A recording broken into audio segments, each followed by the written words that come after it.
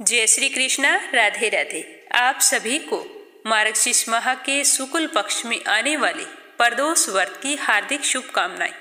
आज मार्गशीर्ष माह के शुक्ल पक्ष की त्रयोदशी तिथि है और हर पक्ष में, चाहे शुक्ल पक्ष हो या कृष्ण पक्ष हो, त्रयोदशी के दिन भगवान भोले शंकर के निमित्त प्रदोष व्रत किया जाता है। इस दिन व्रत रखकर भगवान शिव और मां पार्वती की पूजा करके शाम को प्रदोष काल में शिवलिंग की पूजा करने से हमारी समस्त मनोकामनाएं पूर्ण होती है। आज शुक्रवार को त्रयोदशी होने के कारण यह शुक्र प्रदोष व्रत कहलाएगा। तो सारे शिव भक्तों के लिए प्रस्तुत है शुक्र प्रदोष व्रत कथा। कथा शुरू करने से पहले कमेंट बॉक्स में भोले शंकर की जय हो, माता पार्वती जी की जय हो जरूर लिखें। और अगर आपने मीरा भक्ति चैनल को सब्सक्राइब नहीं किया है तो जरूर करें। भगवान भोले शंकर आप सब पर अपना आशीर्वाद हमेशा बनाए रखे। बोलो शिव गौरी गणेश कार्तिकेय की जय हो। तो पहली कहानी गणेश जी की। एक बहुत ही गरीब और अंधी बूढ़ी माई थी। उसका छोटा सा परिवार था जिसमें उसका बेटा और एक बहू रहती थी। बूढ़ी माई की गणेश भगवान में बहुत ही श्रद्धा थी। वह हमेशा गणेश जी की पूजा किया करती थी।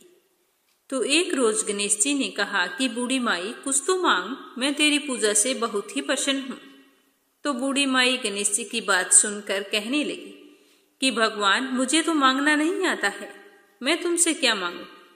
तो गणेश जी कहने लगे कि कोई बात नहीं, आज तुम घर पर अपने बेटे बहू से पूछ कर आ जाना, कल मैं फिर आऊंगा, तब मुझे बता देना कि तुम्हें क्या चाहिए। तो बुढ़िया ने कहा ठीक है, और वो बड़ी ही खुशी खुशी अपने घर आई। घर आकर अपने बेटे से बोली कि बेटा, आज मुझे प्रभु विनायक बाबा ने स्वयं दर्शन दिए हैं और मुझे वरदान मांगने के लिए कहा है, लेकिन मुझे तो पता ही नहीं कि मैं क्या मांगूं। इसीलिए आज तुम ही मुझे बताओ कि मुझे क्या करना चाहिए। गणेश जी भगवान तो कल फिर आएंगे। तो उसके बेटे ने कुछ देर सोचने विचारने के बाद में कहा कि माँ, धन दौलत मांग लो। तो बेटे की बात सुनने के बाद बुढ़िया अपनी बहू के पास गई और जाकर पूछा कि बहू, अब तुम बताओ। तो सास की बात सुनकर बहू बोली कि माँ जी, हमारी शादी को ना जाने कितना समय हो गया है, अभी तक संतान की प्राप्ति नहीं हुई है। आपको भी पोता चाहिए, तो क्यों ना आप पोता मांग लो। तो बेटे और बहू की बात सुनकर बुढ़िया सोचने लगे कि ये दोनों तो अपने मतलब की चीज मांग रहे हैं। मैं अपनी प्रिय पड़ोसन से पूछ कर आती हूँ, वो मुझे सही राय देगी कि मुझे क्या मांगना है। तो यह सोचकर बूढ़ी माई पड़ोसन से जाकर बोली कि मुझे तो विनायक जी ने आज दर्शन दिए हैं और कहा है कि कोई वरदान मांग ली। तो मैंने तो अपने बेटे से पूछा तो कहता है कि धन मांग, बहू ने कहा कि पोता मांग ले। अब तुम मुझे बताओ कि मैं क्या करूं। बेटा बहू तो अपने मतलब की बात कर रहे हैं। तो बुढ़िया की बात सुनकर उसकी पड़ोसन बोली कि बुढ़िया, ना तो तू धन मांग, ना तू पोता मांग, तू तो थोड़े ही दिन जिएगी। तू तेरी आंखें मांग ले, जिससे तुम संसार को देखेगी। तो पड़ोसन की बात सुनकर बुढ़िया सोचने लगी कि अगर मैं आंखें मांग लूंगी तो संसार का क्या देखूंगी, जब मेरे बेटे बहू के अलावा कुछ भी नहीं है। अगर पोते पोतियां होते तो मैं उन्हें अपनी आंखों से देखती। आंखों से देखने लायक मेरे लिए तो कुछ भी नहीं है। यह सोचती सोचती बुढ़िया घर आ गई। सारी रात सोचने में ही विचार दी। सुबह जल्दी उठी, नहा धोकर फिर वो गणेश जी के मंदिर चली गई और वहां बैठी मन में सोच रही थी कि ऐसा क्या वरदान मांगूं कि जिससे बेटा बहू भी खुश हो जाए और मेरा मतलब भी सिद्ध हो जाए। इतनी ही देर में वहां पर गणेश जी आ गए और बोले कि बूढ़ी माई, आज कुछ मांग ले, आज मैं फिर आया हूँ। तो वह बोली कि हे गणेश जी भगवान, मैं आपको प्रणाम करती हूँ।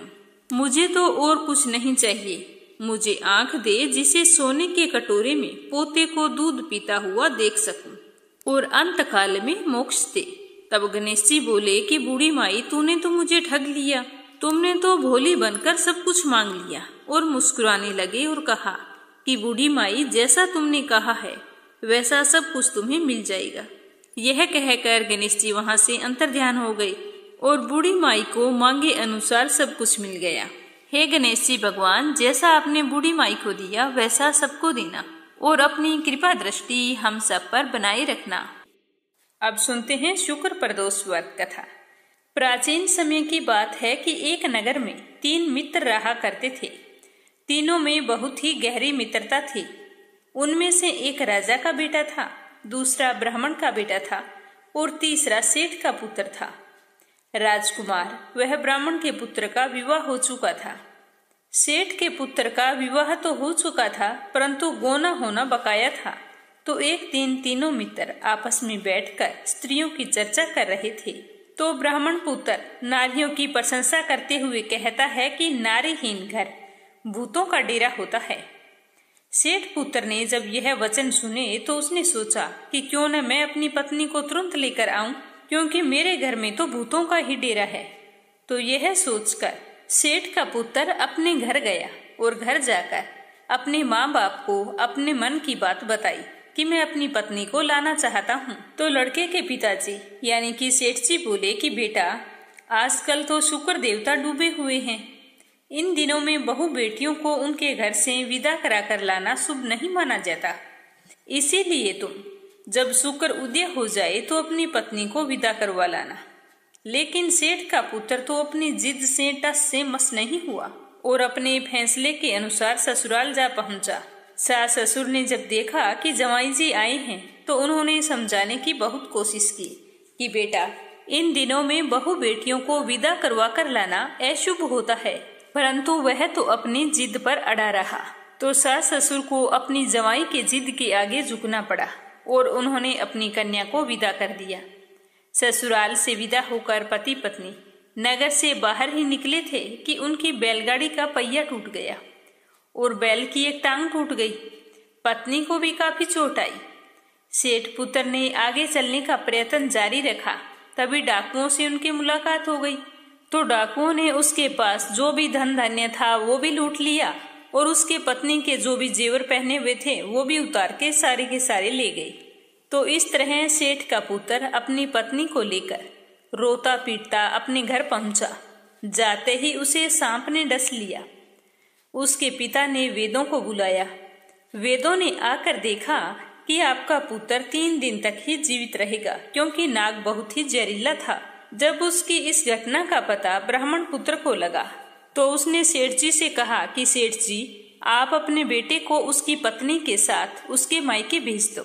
ये सारी बाधाएं इसी कारण आई है क्योंकि इस समय शुक्र अस्त है और उसी समय में आपका पुत्र बहू को विदा करवा के लाया है। यदि यह वहां पहुंच जाएगा तो जरूर बच जाएगा। तो सेठ के मन में ब्राह्मण पुत्र की बात जंच गई। तो सेठ जी ने अपनी पुत्र और पुत्र वधू को मायके भेज दिया।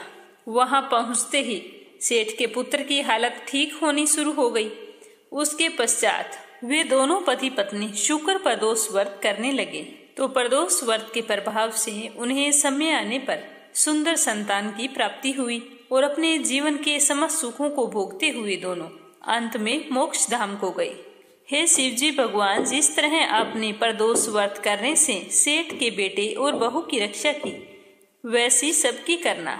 जो भी पूरे श्रद्धा भाव से आपकी ये कथा सुने उसकी सारी मनोकामनाएं पूर्ण करना। प्रदोष व्रत की दूसरी कथा। पुराने समय में एक बहुत ही गरीब विधवा ब्राह्मणी रहती थी। जीवन यापन करने के लिए वह विधवा ब्राह्मणी अपने पुत्र को साथ लेकर सुबह सुबह भिक्षा लेने के लिए निकल जाती थी और शाम होने पर अपने घर वापस लौट आती। एक दिन जब वह विधवा अपने बेटे को लेकर भिक्षा मांगने गई थी और शाम के समय जब वापस घर आ रही थी तो उसे एक नदी के समीप एक खूबसूरत बालक बैठा हुआ दिखाई दिया। वह रो रहा था। तो वह विधवा ब्राह्मणी उस बालक को नहीं पहचानती थी कि यह बालक विदर्भ देश का राजकुमार धर्मगुप्त है। धर्मगुप्त को शत्रुओं ने युद्ध में हराकर उसे राज्य से बाहर निकाल दिया था और उसके पिता को युद्ध में हराकर उनकी हत्या कर दी और उसके राज्य को छीन लिया था।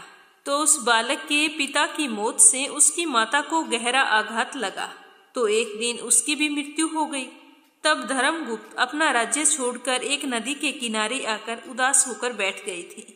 तो उस बूढ़ी ब्राह्मणी ने जब उस बालक को देखा तो उस पर दया आ गई और दयावश वह उस बच्चे को अपने घर ले आई और उसका पालन पोषण करने लगी। उसे वह बिल्कुल अपने बच्चे के समान समझती थी। इस तरह दोनों बच्चे एक साथ पलने बढ़ने लगे। एक दिन की बात है कि वह ब्राह्मणी दोनों बच्चों को साथ लेकर मंदिर में दर्शन करने गई। तो मंदिर में उनकी मुलाकात सांडिल्य ऋषि से हो गई। ऋषि सांडिल्य एक बहुत ही महान ऋषि थे, जिन्हें सभी मानते थे। जब ऋषि सांडिल्य ने धर्मगुप्त को देखा तो उस ब्राह्मणी को बताया कि यह बालक विदर्भ देश के राजा का पुत्र धर्मगुप्त है। इसके पिता युद्ध में वीर गति को प्राप्त हुए हैं। यह कहते हुए ऋषि सांडिल्य ने उस विधवा ब्राह्मणी को धर्मगुप्त की माता की मृत्यु के बारे में भी बताया।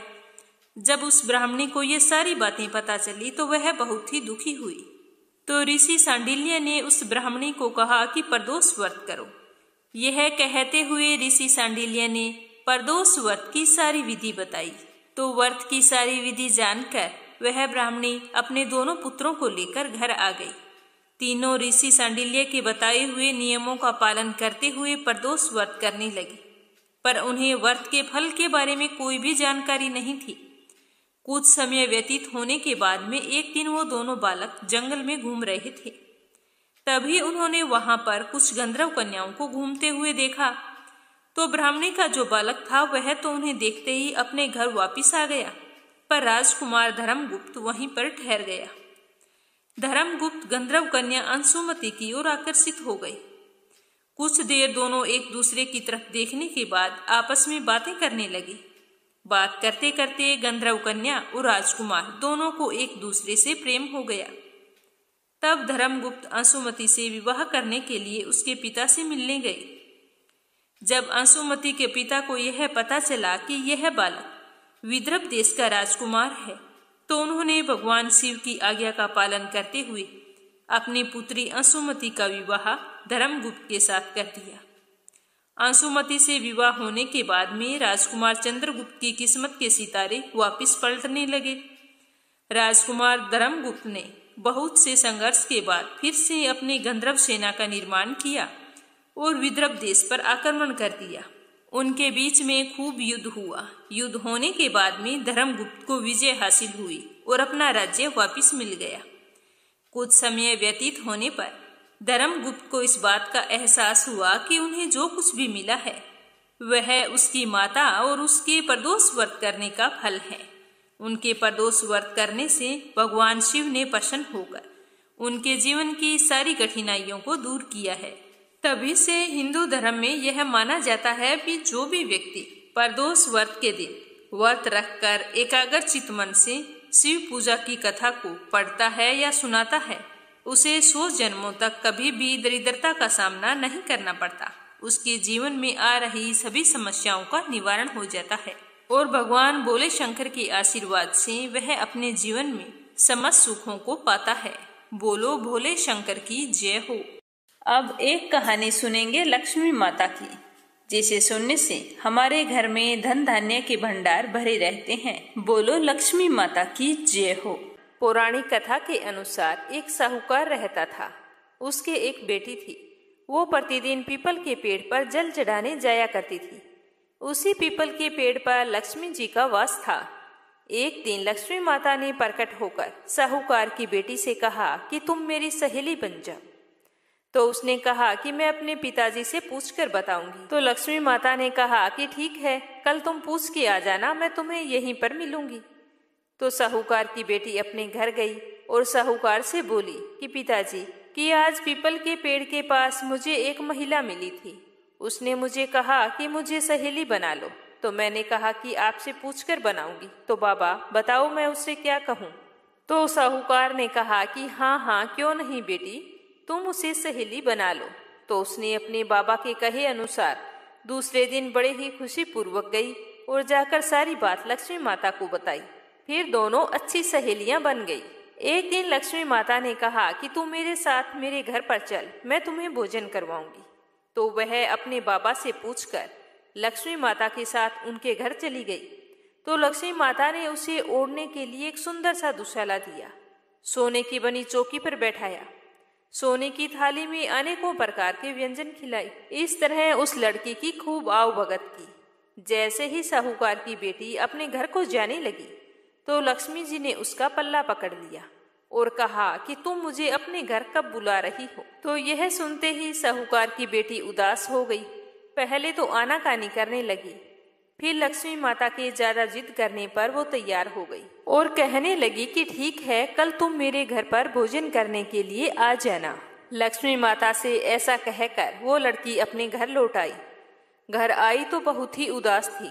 जैसे ही उसके बाबा ने उसे देखा तो कहा कि बेटा, तुम अपनी सहेली के यहाँ भोजन करने के लिए गई थी, आई हो तो इतनी उदास कैसे हो? तो वो बोली कि बाबा क्या बताऊं, लक्ष्मी जी ने मुझे इतना सब कुछ खिलाया और इतना सब कुछ दिया है कि मैं आपको क्या बताऊं। लेकिन वो तो कहती है कि मैं भी तुम्हारे घर पर भोजन करने के लिए आऊंगी। अब आप ही बताओ कि मैं किस तरह उनकी सेवा करूं। हमारे घर में तो उसकी अपेक्षा कुछ भी नहीं है। तो साहूकार ने कहा कि बेटा, जो कुछ है वही बना लेना, चिंता करने की कोई जरूरत नहीं है। किसी को भोजन करवाने के लिए मन में सच्ची श्रद्धा और प्रेम होना चाहिए। तो वह अपने बाबा की बात सुनकर कुछ संतुष्ट हुई और दूसरे दिन उसने गोबर मिट्टी लाकर घर में चौका लगाया और साफ सफाई कर दी और एक चौमुखा दीपक जलाकर वहां पर लक्ष्मी माता का नाम लेकर बैठ गई। तभी एक चील किसी रानी का 9 लखा हार लेकर आई और उसके पास गिराकर चली गई। तो यह देखकर साहूकार की बेटी तो बहुत ही खुश हुई। उसने उस हार को बेचकर सोने की चौकी, सोने का थाल, साल दुसाला और अनेकों प्रकार के भोजन की सामग्री लाकर अच्छे से तैयारी कर ली। थोड़ी ही देर बाद में लक्ष्मी माता उसके घर आई तो साहूकार की बेटी ने उसे बैठने के लिए सोने की चौकी दे दी। तो लक्ष्मी जी ने चौकी पर बैठने से मना किया और कहा कि चौकी पर तो मैं राजा महाराजा के घर भी नहीं बैठती हूँ। तो साहूकार की बेटी ने कहा कि मेरे घर पर तो आपको बैठना ही होगा। तो साहूकार की बेटी ने लक्ष्मी जी को जबरदस्ती चौकी पर बैठा दिया और लक्ष्मी जी की खूब खातिरदारी की। इससे माँ लक्ष्मी बहुत ही प्रसन्न हुई और माँ लक्ष्मी के आशीर्वाद से साहूकार बहुत ही अमीर बन गया। हे माँ लक्ष्मी, जैसे आपने साहूकार की बेटी की चौकी स्वीकार की और बहुत सारा धन दिया, वैसे ही हमारी भी करना और हमको भी धन धान्य प्रदान करना। तो अब अपने सुनते हैं एक सच्चे शिव भगत की कथा।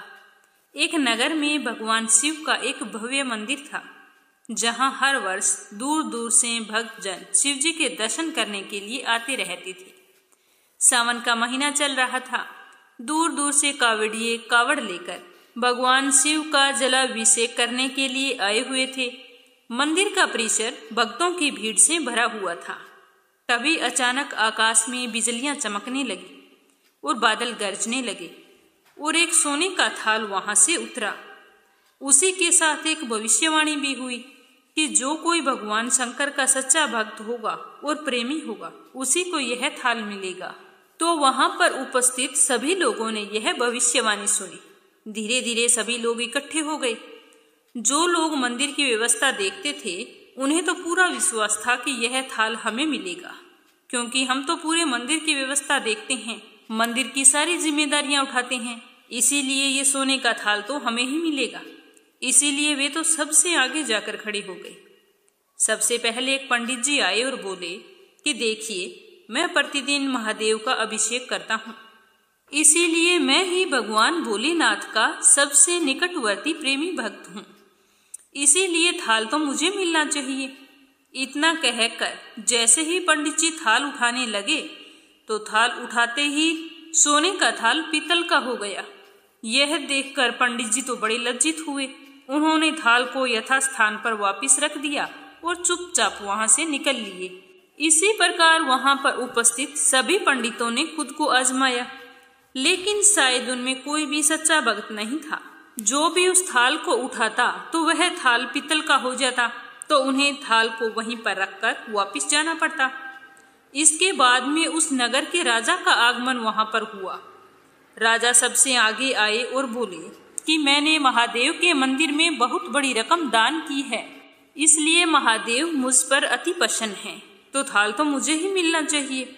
इतना कहकर बड़ी खुशी से राजा आगे बढ़े और जैसे ही थाल उठाया तो थाल तो तांबे का हो गया। तो यह देखकर राजा भी बड़े लज्जित हुए और थाल को वहीं पर रखकर एक तरफ खड़े हो गए। इसके बाद इसी तरह एक से बढ़कर एक दानी, महात्मा और भक्त जन वहां पर पधारे। और थाल उठाया तो थाल कभी तांबे का हो जाता, कभी पीतल का हो जाता, सोने का नहीं रहता। तब सभी लोगों को पता चल गया कि हम में से महादेव का सच्चा भक्त कोई नहीं है। उसी समय अचानक वहां पर एक किसान आ गया। वो बेचारा महीनों बाद आज चातुर्मास के सोमवार के शुभ अवसर पर शिव जी के दर्शन करने के लिए आया था। गरीबी और गृहस्थी के बोझ तले दबा दिन रात खेतों में मेहनत मजदूरी करके अपना और अपने परिवार का पेट पालता था। और वो रास्ते से आ रहा था, तभी उसे कोई भिखारी मिल गया और खाने के लिए कुछ मांगने लगा। तो उस किसान को दया आ गई। जो अपने खाने के लिए लेकर आया था वो उसने उस भिखारी को दे दिया।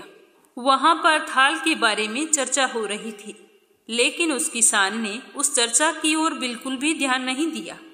सीधा मंदिर में गया और महादेव का पूजन करके बाहर आ गया।